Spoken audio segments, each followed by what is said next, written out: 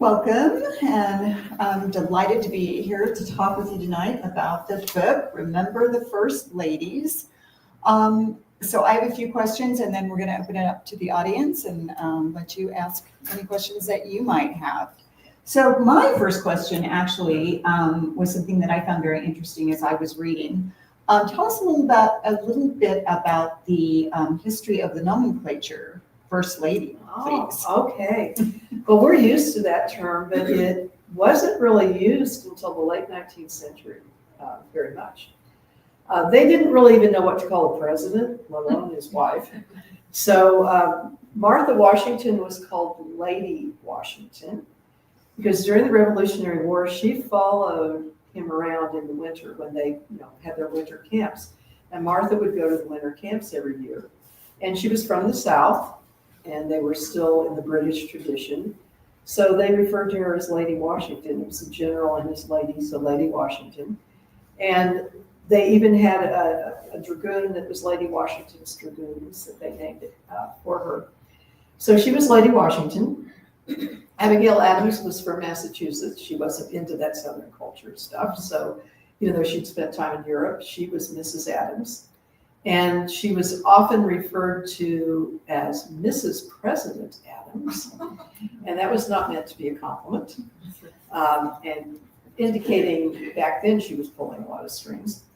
Dolly Madison was Lady Presidentress. Now, can you imagine any first lady using that term in the 21st century? Lady Presidentress.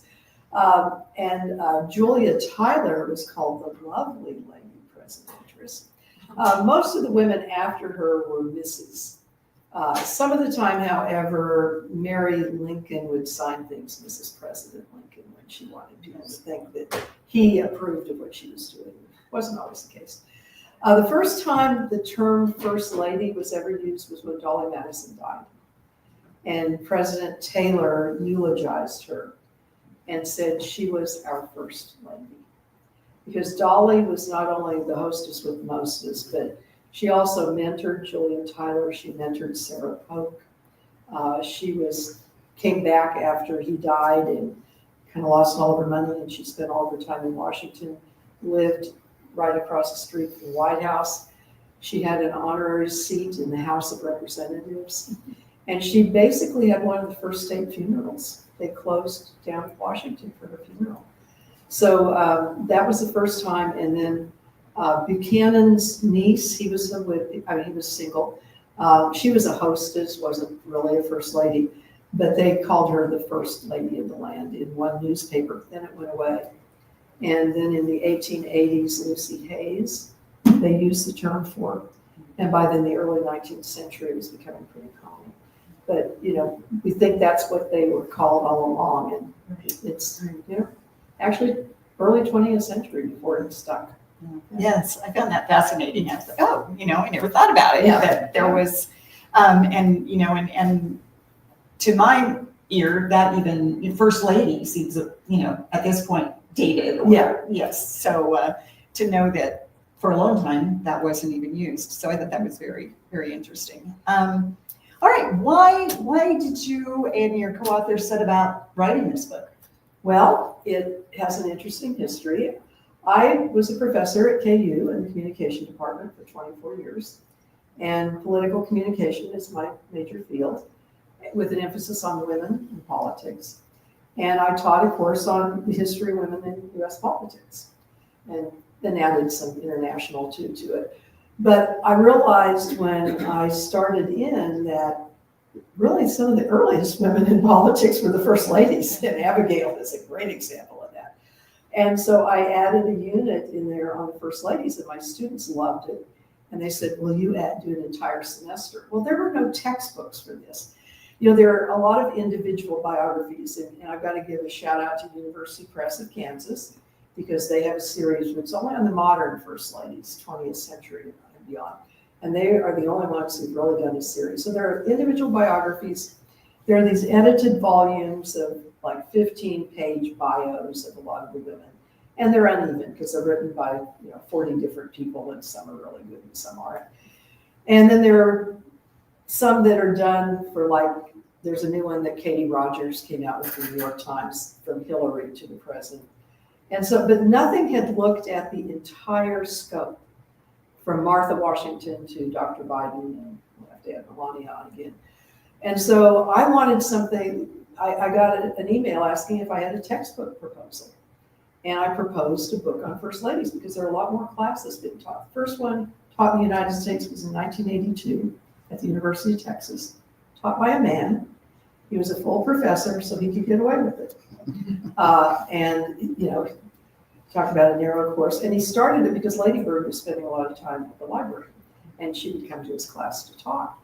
So there are a lot more classes, and nobody has a textbook. So I proposed a textbook. So it started as a textbook, and I knew if I was going to do it right, I couldn't do it by myself. So Anita McBride was Laura Bush's chief of staff, and I met her mainly because we both had Afghanistan connections in our background. And Nancy Keegan-Smith worked at the National Archives for 44 years and worked with 8 First Ladies. And I got to know her through a lot of the work I was doing with archival research. And we had written together, and Anita and Nancy and I had been at conferences together, so I knew those were 2 people who could help. I said it would have taken 10 years to write it by myself, and it took us 3 with 3 of us. So that was about the average. So our editor was so enthralled with the history she didn't learn in school. And this is a common thing we get when we do these kind of, why don't they teach this? Why didn't we get this in our history books? And so she said, would you consider when you finish the textbook, if you have any energy left, and you're still talking to one another, because they were worried about 3 of us, and we didn't have really any fights, and we're still good friends. So would you consider writing a trade book? And you'll have to redo, you know, take out some of the academic talk and everything. And the beauty of it was that with taking out the objectives, the timelines, the keywords, the questions at the end, we had 50 more pages that we could devote to these women. And so we were just delighted and dig, and there was new material that was coming out all the time, and things that were being released. So that's kind of, so we really did it to fill a gap originally in the textbook world. And then to fill a gap in all the other literature, because no one had ever done anything like we've done. And we also did it within the context of what was going on at the time. So what their husbands were dealing with, what society was like, what the attitudes toward women were like, what their marriages were like. And all of those factors really affected how they were First Lady. And nobody had ever approached it that way. So we wanted to do something different. Yeah. So that's how it all happened. Okay. Yeah. So did, I know it's even, you know, when you're writing with friends or people you've written with before, that's a special challenge. And I assume that you didn't all sit down in the same room and most of the time. Most of the time. So tell us a little bit about that whole process. Yeah, people find that interesting. When I proposed co-authors, they thought I was going to propose one more person. I said, I've got 2. So we don't usually deal with more than 2 co-authors. And he said, well, trust me. And I told them the backgrounds. They go, oh yeah, those 2 are eminently qualified. So one of the things that Cognella, who publishes it, does is they Zoom with all they were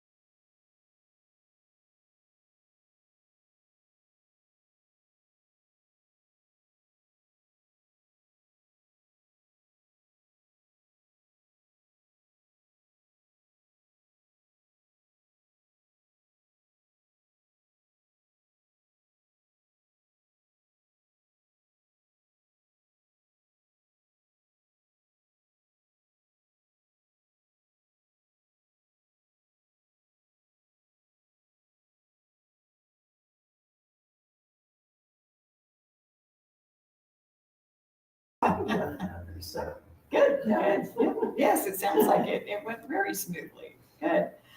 You kind of mentioned, brought up, another question I had, which is, do you have sort of favorite first ladies and or favorite stories, Okay. about any of the first ladies? well, I kind of gave a glib answer when we were at a White House Historical Association meeting, and this was about the textbook. The textbook had come out. And I said, well, whoever I was writing about at the time was my favorite first lady. That's kind of dodging it. It's hard to not love Eleanor Roosevelt. And, she did it all. Of course, she had 12 years, and she had two major crises, a domestic and a major international one. But she also brought to that position something that no woman before her, other than Lou Henry Hoover to some extent. If Hoover had not had the Great Depression, I think Lou Henry Hoover would have been a pretty close Eleanor Roosevelt model. Because she was already starting to do some of this. She was the first one who gave a major speech and gave it on the radio, and she gave radio speeches often. And up until that point, only Caroline Harrison had ever given a formal speech as a first lady, and that was to the DAR only, because she was one of the founders of the Daughters of the American Revolution. So, Eleanor is up there, on her own. And we have a summary of rankings. There have been polls done every so many years. Right. I know when Richard Norton Smith goes to some of you nod your heads, at the Dole Institute, he goes through that ranking of the presidents. Well, they've done it with the first ladies. And Eleanor is the consensus number one across time. And it's, like I said, Mm-hmm. she was political. She testified before Congress. I have 4 different My Day columns that talk about her visits to Kansas. And in 1938, Eleanor, this is one of my favorite stories, Eleanor came to Lawrence in 1938. And she visited the campus and gave a speech. I'm a Scholarship Hall alum, and I know you said you were a Miller Hall alum. Yes. Eleanor visited Miller, and she wrote about the uniqueness of the scholarship halls in her My Day column. So the whole United States found out about the Scholl halls, and she talked about spending dinner with Chancellor and Mrs. Lindley and seeing Senator Capper and Mr. and Mrs. William Allen White and Governor Huxman and his wife, and just, was effusive about the greeting she got in Lawrence and all the wonderful people she met in the scholarship halls. So that's one of my favorite Eleanor stories. She also, after she was First Lady, was here several more times, spent a whole day with the Menninger family, Carl Menninger. So she was really doing that. I think one of my other there are 2 other favorite stories that I have. One has a Kansas connection, since we're almost at Kansas Day. We might not have been at Kansas Day as a free state if it hadn't been for Jane Pierce. Anybody know anything about Jane Pierce? Do you know anything about Jane Pierce?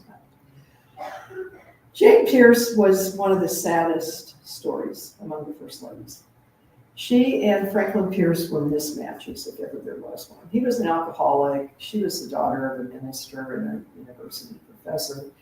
She was an abolitionist. He wouldn't take a stand. He was, she tried to convince him to not sign the Kansas-Nebraska Act because she said it will lead to fights. Boy, was she ever right. We got bleeding Kansas right away. They had 3 children. 2 of them died very young. Their 3rd son was 12 years old when Pierce was elected president. She hated politics, by the way. Not the only first lady who has. And 7 weeks before the inauguration, they went to a family wedding in Massachusetts. And there was a train wreck. There was one fatality. It was their 12-year-old son, who literally was beheaded in front of their very eyes. She, of course, went into deep mourning, did not go to the inauguration, moved into a room in the White House, and for 2 years, basically did not leave that room. She had the entire White House draped in black crepe. She held seances to communicate with Benji. She wrote him letters almost every day, and we actually quote one of the letters in the book. But 2 years after he became president, she appeared on New Year's Day. They traditionally, starting with the Washingtons, On New Year's Day, they used to have this reception that anybody who was dressed appropriately could meet the president and his wife. She surprised everybody. They called her the ghost of the White House because nobody ever saw her. She came down. A couple weeks later, she orders a carriage and goes up to listen to the debates on the Kansas-Nebraska Act. And then she knew Sarah Robinson. They were related by marriage. And if you know anything about Topeka, there is not a Pierce Street. Are you aware of that? They have all the President Streets. There's no Pierce Street. And the reason there's no Pierce Street in Topeka is that Franklin Pierce put the Free State leadership, including Charles Robinson, in prison in Lecompton. Because the Lecompton Constitution had failed. It was when we really did have voter fraud. That was real voter fraud with the Missourians, coming over here and stuffing the ballots. And the Free Staters held a constitutional convention in Topeka, and they're restoring that hall. And they elected Charles Robinson territorial governor. Well, the territorial governors were appointed by the President of the United States. They were not elected by this little random group of people who declared they were writing a new constitution. And so he put all these folks in prison as seditionists under the Alien and Sedition Act. And he was languishing in prison along with the Free State leadership. And Sarah Robinson writes to Jane Pierce, to her friend, and says, here's what's happening. And if the Free State movement is going to survive, you've got to get my husband out of prison and these folks. So Jane Pierce went to her husband and said, you're going to let these folks out. And he did. And as we say, the rest is history. So that's one of my other favorite stories about a little known, not very highly regarded First Lady who affected this whole state. And not only that, that where the university's built, that was the Robinsons' land. Mm-hmm. If he had not succeeded, would KU be built up on that hill? Maybe not. Who knows? Fascinating. So, very interesting story. Yeah. You want one more? Sure. Okay. Sure, go for it. One more one. This is about Eleanor's aunt, Edith. Teddy Roosevelt was Eleanor's father's brother. And then, she and Franklin were like 17th cousins, twice removed or something. But anyway, they were very distantly related. Edith was Theodore's second wife. They had grown up together, and everybody thought they were going to get married. And then Theodore went off to Harvard, and he met someone and married her. Her name was Alice. She gave birth to her daughter, Alice Roosevelt Langworth. The Langworth Building in Washington, if you've been there, was named after Alice's husband. And she died 3 days later, cried from preeclampsia. And Teddy was devastated, went off to North Dakota, left this infant with the family, and 2 years later came back, and Edith was there to console her. And so she went off to Europe with her mother for her grand tour, and she and Teddy made an agreement that he would go over to London and meet her, and they would elope in London for another day. So on the way over, Theodore meets this British man named Sir Cecil Spring Rice. And they were about the same age, became good friends on the trip over. And he didn't have a best man, so he said, would you like to come be my best man at my wedding? And sure, so he walks in and Edith meets him. They became great friends. And so over the years, the Roosevelts went to London to meet Sir Cecil. He would go visit them at Sagamore Hill. And he eventually became the British ambassador to Russia. Do you all know Theodore Roosevelt was the first American president to win a Nobel Peace Prize? He was. He won it for brokering the end of the Russo-Japanese War. Now, the way he did that was that Edith communicated with Sir Cecil, who was telling her what was going on in Russia. And then she would tell Theodore what was going on. He could not communicate with a foreign ambassador. And then the U.S. ambassador to the court of St. James was also a friend of Edith's. So online, they have the letters between her and Sir Cecil. So I went back through Theodore biographies, and nobody talks about Edith being a part of this. But Edith was the one who would get the information passed along to Theodore. He brokers and he gets a Nobel Prize. So at the same event where I said my favorite first lady was who I was writing about, was the great-grandson. He goes by Tweed. And he went storming up to Anita Mumu and said, where did you get this story about my great-grandmother writing these letters and helping my great-grandfather get the Nobel Peace Prize? She goes, well, there was documentation, and he said, you might want to talk to Diana. She took the lead of that section. So he went running over to me, and I said, you want me to get the book and show you my footnotes on this? He goes, no, here's my card. You just send me this. I don't believe it. No one in the family has ever told me this. He said, I knew nothing about this. And he was just like crazy. And he found Nancy and went and complained to her too. So that night I got online and I sent him the link to the 12 letters between the two of them that were online, and also gave him the pages of the other books that had cited this. He never answered me. So those are some of my favorite stories. Those are all great. Thank you. Thank you. Those are wonderful stories. All right. So obviously, as that illustrates in and of itself, these women have largely been left out of history classes, history books. Not terribly surprising, but yeah. And obviously, you taught a course to do something about that. Other than the obvious reasons why you think they've been so left out, so ignored. Well, what we say in our preface to the book is that history is written mainly by the men who made it. And it, because of women's roles. I mean, stop and think. It was only 100 years ago that a little over 100 years ago, the 19th Amendment was passed. It was the 70s before women could have their own credit cards, for Pete's sake. We still don't have an Equal Rights Amendment. So when you start adding all that up, history has been controlled by men, and they have written history. And to give these women, I think, quite frankly, to give these women credit in the eyes of presidential historians would be to dilute the power of the presidency. That's my theory. These were great men and they did great deeds. So you don't say Edith is back here writing the letters and passing them on to her husband. That's just not the way you want to present it. And also at that time, women were not supposed to be politically involved. And there were many of them, as the book shows, who were pulling a lot of strings, including Jane Pierce. But that was the perception. So these women hid this. They hid it themselves. And so that's part of it. They just weren't seen as important. Right. They were the hostesses, and they were they were to be seen and not talk about politics.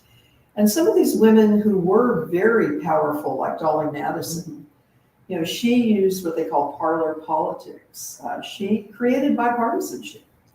If we think things are bad now, you've seen Hamilton, they were shooting one another and caning one another and all sorts of things. So Dolly decided everybody should get together in the same room over cocktails and whatever, and they would talk to one another. But she would always sort of present herself. And then Sarah Polk did the same thing. Mr. Madison thinks, or Mr. Madison was talking about such and such. What do you think? So she'd pull information out, but it was never what Dolly thought. And Sarah Polk would do the same thing. Well, I overheard Mr. Polk the other day talking to, and she's feeding him stuff. She's writing his speeches. She's reading the newspapers every morning and summarizing for him what he ought to know that's going on. But they did it behind the scenes. Yeah. And so it wasn't overt. Many of them also did not leave a paper trail. Many of them burned their records. Edith burned a lot of her records. Julia Grant burned a lot of hers. I wrote a book chapter for University Press of Kansas, book on Southern First Ladies and the influence of the South on the position. And I researched at Mount Vernon, but there's a whole book of her letters, but it's not a single letter to George in that book. There are 3 letters from George to her. They had an agreement, whoever died last burned all the letters between the two of them. And 3 letters fell behind a drawer in a desk. And about 75, 100 years ago, they were restoring the desk, and they found these 3 letters. And that's all we have between them. And she was not political very much. Occasionally in her letters she was, but she stayed with safe topics even in her letters. So it's hard to get them to even admit what they're doing. So there are a lot of reasons for it. Yes, fascinating. And that kind of brings up another question. So obviously much of the book is about the book is about the role with, lots of interesting information about individuals. But this role, obviously, that tells us a little bit about how the role has changed. But if you could talk a little more about that. But, again, just obviously from the very much behind the scenes to today where can be or is somewhat at least more overt that first ladies have their own. So anyway, Well, Martha had to create this out of whole cloth, just like George had to create the presidency. She wasn't around for his inauguration. She was still at Mount Vernon trying to get organized because, they'd been gone a lot during the war and they were kind of getting Mount Vernon back together, and then he becomes president. They both were not happy about it, but they felt it was their duty. So he went off. He gets notified the day after John Adams finds out he's vice president. The courier gets to Washington to tell him he's president. They both go to New York. And she comes a month later, and she arrives, and they gave her a list of responsibilities that he and his cabinet had come up with. And it was that she was to host levees on Friday night to greet any of the population of New York that wanted to come in. They were trying to create something that was democratic, small d. They were a republic, and that they needed to be open to the people. They were not a monarchy. But at the same time, they wanted the president to be an elevated position. So Martha had to kind of figure out where that sweet spot was, and she was pretty good at it. So, she would have these levees. She would be with him at any dinners he was hosting for diplomats or members of Congress. And then she was to, have maybe women come in for tea parties. So they did have some responsibilities. Mainly, she was to plan all the dinners with everybody who was coming in. That was what she did at Mount Vernon for years, before the war, during after the war. So Abigail was with her a lot of the time, and Abigail pretty well followed all of that. But Abigail really was a co-president. She gave him gave him a list of people he was to appoint to various positions. She told him to sign the Alien and Sedition Act, which turned out to be one of his downfalls, not always good advice. She also was his press secretary, PR person. She would write letters to the editor and would then send them to her friends and relatives and say, would you please publish these under your name? But they would be glowing about her husband's policies and why Congress, the opposition was horrible, because at this point, the political parties are starting to form. And she had some friendly editors who would print her letters anonymously. So she's, pulling the strings, but she does it all behind the scenes. And then Dolly's the hostess and uses that. And that was really the role they played publicly, because they didn't want to be seen as political. And so you had a lot of them who were behind the scenes doing a lot of this. Sarah Polk, like I said. Julia Tyler, who was the second wife, Letitia Tyler, was ill when he came to the White House and died. She was 30 years younger. And their last grandson, now think about when Tyler was president, 1840s, okay? They had a grandson who died about a year and a half ago. Wow. He was, they had 7 children. He was in his 70s when they were still having children. And they had children late, and therefore the grandsons lived to be like 100. And so you now have, it's kind of mind-boggling when you think about it. But she was the first subject of a political cartoon because she wanted him to annex Texas. And so and people knew she was doing that. So you're beginning to see a little bit, even by the 1840s, of the women becoming a little more political. Mary Lincoln, much more political, and she was really roasted in the newspapers for it. And then they became they would travel with their husbands, be with them a little more outside the White House. So by the time you get into the 1880s, you're really beginning to see them be more public. And then by the early 20th century, Women are becoming more active. Most of them stayed out of the suffrage issue, however, because it was a difficult one for their husbands. And Lucy Hayes was a temperance person, so she was definitely staying out of it because everybody associated temperance with suffrage because WCTU was really very active with it. So that hostess role has been there from the beginning to now. And it is soft diplomacy. Who you invite, who sits next to whom, all of those things matter. And, you can some of the time create all sorts of things. Jackie Kennedy was great at that by speaking French and getting de Gaulle to listen to her. She and Khrushchev exchanged letters. So the diplomacy piece has been there since Martha. But at the point where they began really campaigning was the front porch campaigns. I don't know if you all remember that from history classes. It's only pretty recently that presidents actually went out campaigning. They didn't think it was seemly to ask people to vote for them. Don't you kind of wish? Yes. But they started these front porch campaigns where it was like, we're not going to go to you. If you want to see us, you come to us. And so they don't. So the wives would be there with them. So you had Florence Harding, Caroline Harrison, Ida McKinley. They all began participating. So this, because they were still in their homes. So, it's still kind of, you're serving the tea to the press who's come. So they're still doing that, but they're in a political environment. And then by the time you get to Eleanor, she's becoming far more political. She's riding in campaign parades where he can't.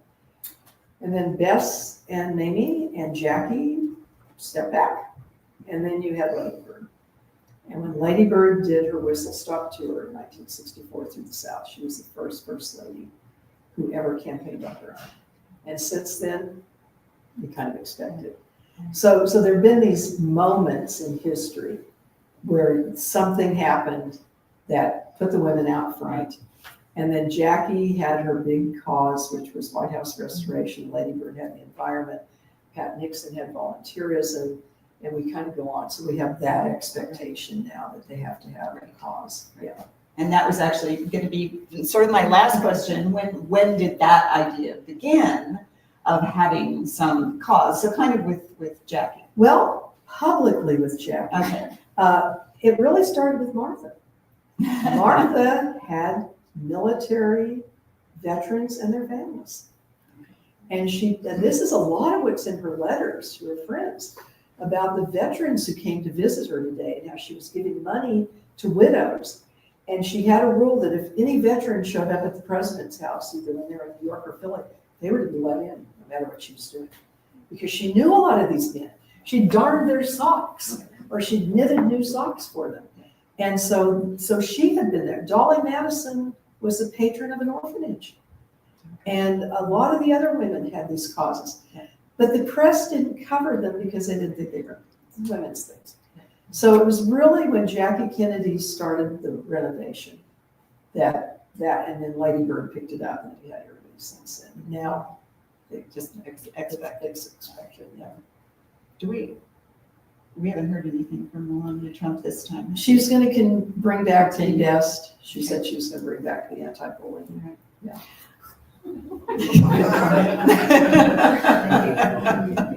All right, on that note, any questions that you have for Diana? Yes. Could you talk a little bit about the research or where you visited to research, and was there a particular first lady that was harder to find information? Oh, good, very good question. Can I ask that you repeat the question? Yeah, I was just getting ready to do Okay. that. Yes. Yeah, the question was the research. Where did we research? How did we find all of this? Well, I had been researching for 20 some years with teaching the class. As much as possible, we tried to use primary source research. Now, remember, we're doing this during COVID, and all of the libraries are closed. But that was why Nancy was a smart choice to be co-author, because people were still working, and we could contact the people she knew at the archives, and they could find things.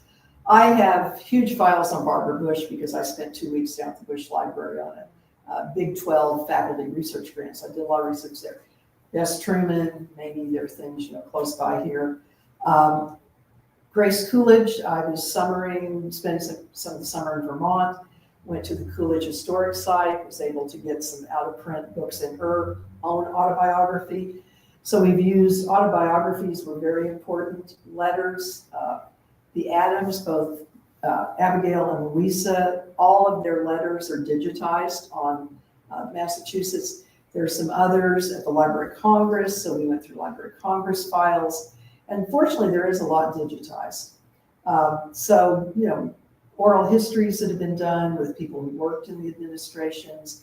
So it was a lot of different sources, biographies of other people who had done the first. And we would mainly, if we were using a biography, refer to the primary source material that they had found. Because to have done all of this, even in 3 years' time, and have visited all of them. But we were able to do a lot of it online. And so it was a combination of all of those things. And the research was fun. Well, I said we kept uncovering things. So like the Jane Pierce story is not in the textbook because I found that when we were writing the second book. And it was something new, an article that had occurred in the New Hampshire Historical Society Journal that popped up when I'm doing a Jane Pierce search. So we just kept finding, things that would pop up. Yeah. Which is why we could rewrite the book today with probably a third more new material. Right. Yeah. Other questions?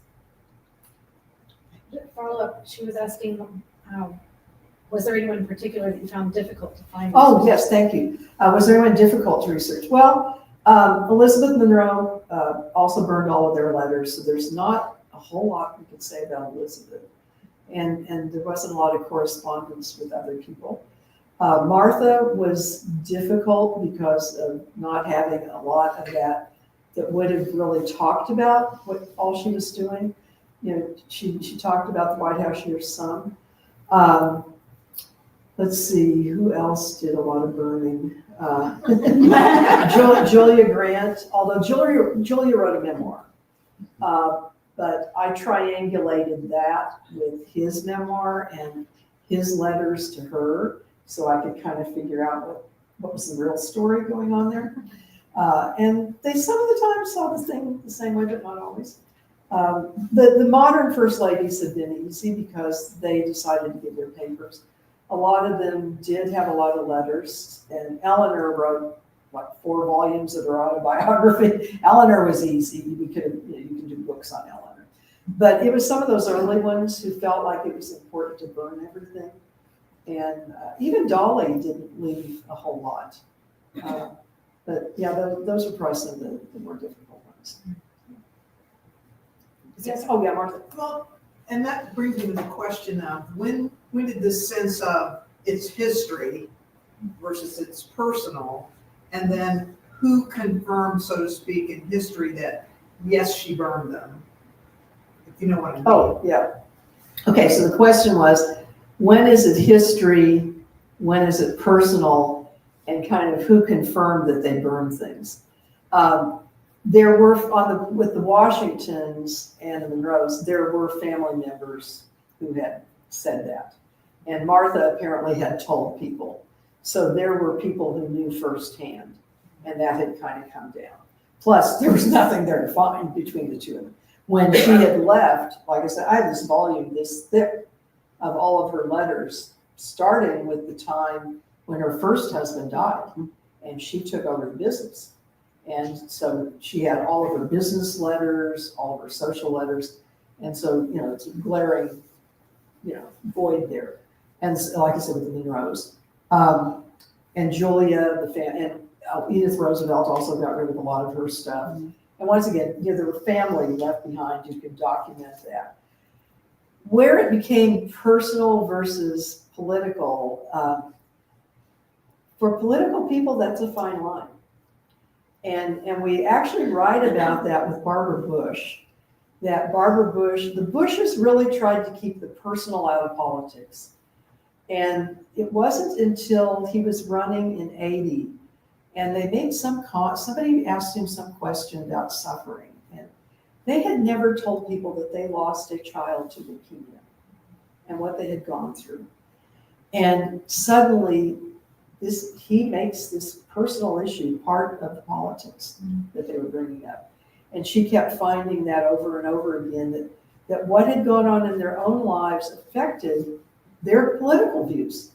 And so I'm not sure with somebody who's in politics, and that's part of what we show, that their personal lives often had an influence on the issues they chose, their own experiences. Like Abigail was an abolitionist, and part of that came from some of her personal experiences with free blacks in Massachusetts who worked for them. So I think, it's really difficult to draw that line. And some of them tried to do it, but it's a very difficult thing to do because the personal does really become political. And I think for most of us, it is. What personal causes have caused us to become political about something. And I know I went to a panel at the National Archives of women in politics several years ago, and there were former senators and members of Congress and governors, women.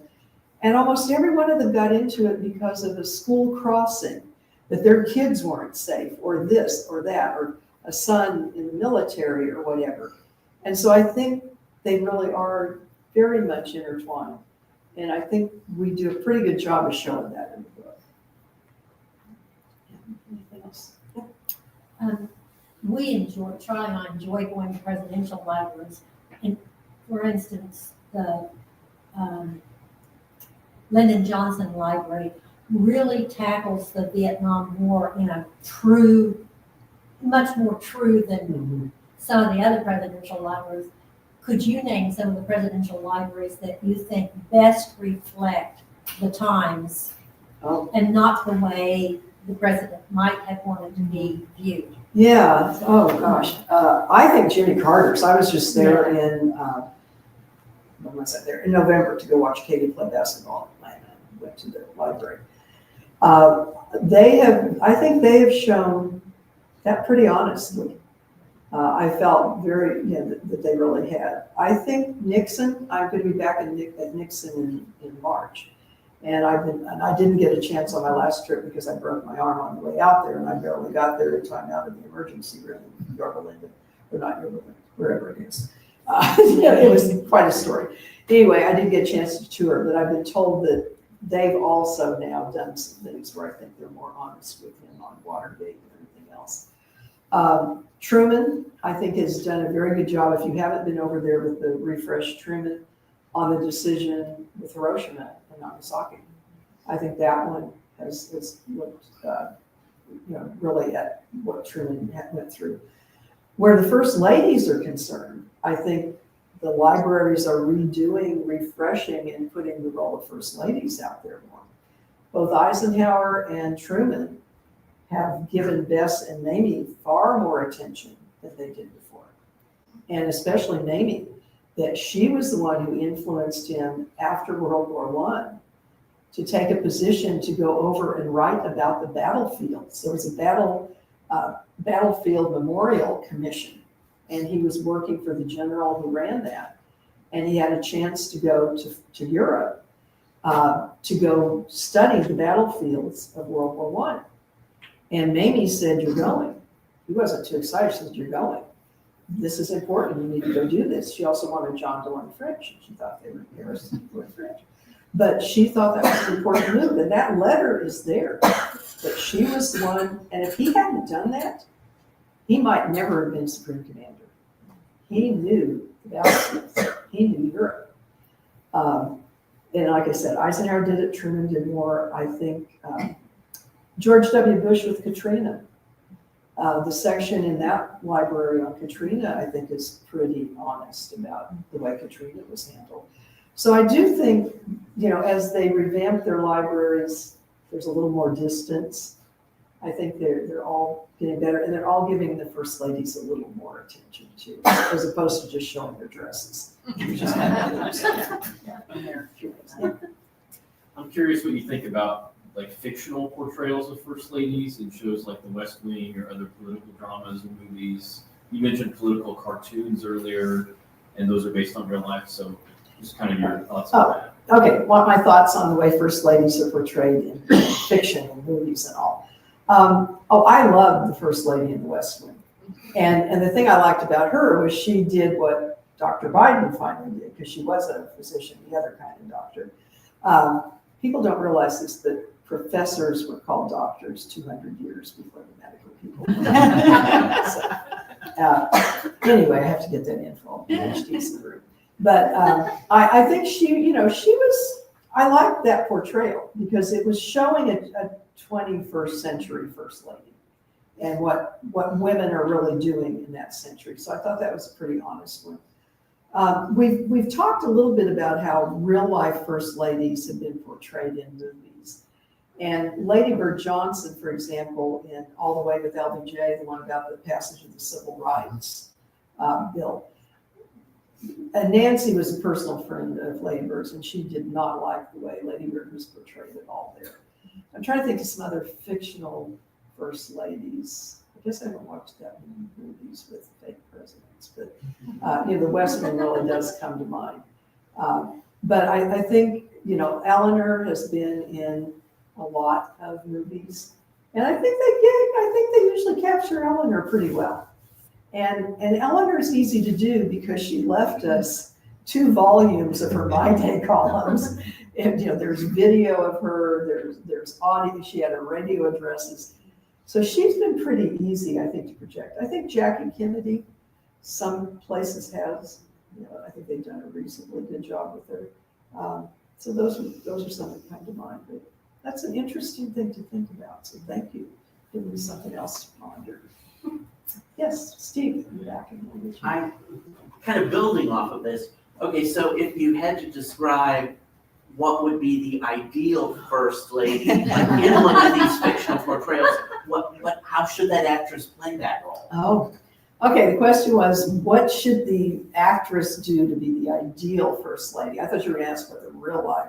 Well, I should think that's one of the answer. One of the beauties of this position is there's no constitutional guideline.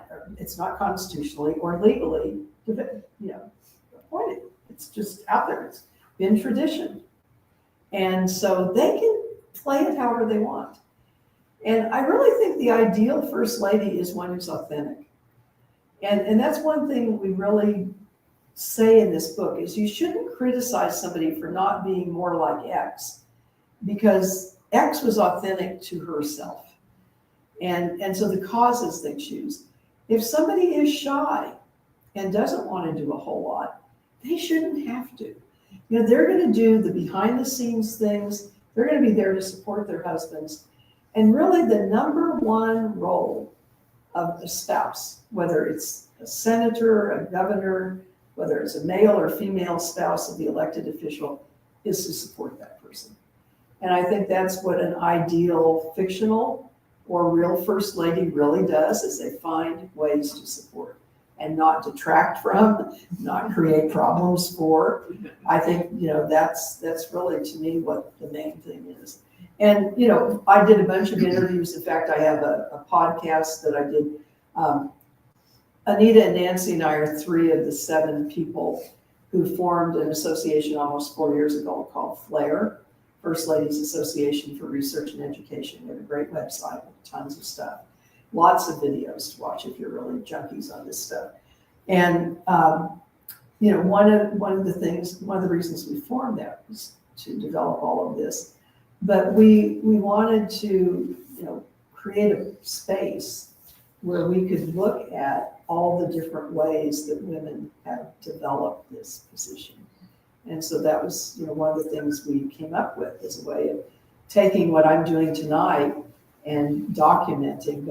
But we then started a podcast about 3 months ago, and I did one on anticipating a first gentleman because of this election. And they kept saying, will it be different? And my answer was no. We saw what Doug Emhoff did as second gentleman. It was pretty much what second ladies do. They kind of stay in the background. If the first lady wants them there, they're there. They have a cause, usually quieter than the first ladies. But anytime he was interviewed and he was asked what his role was, he said, to support my wife.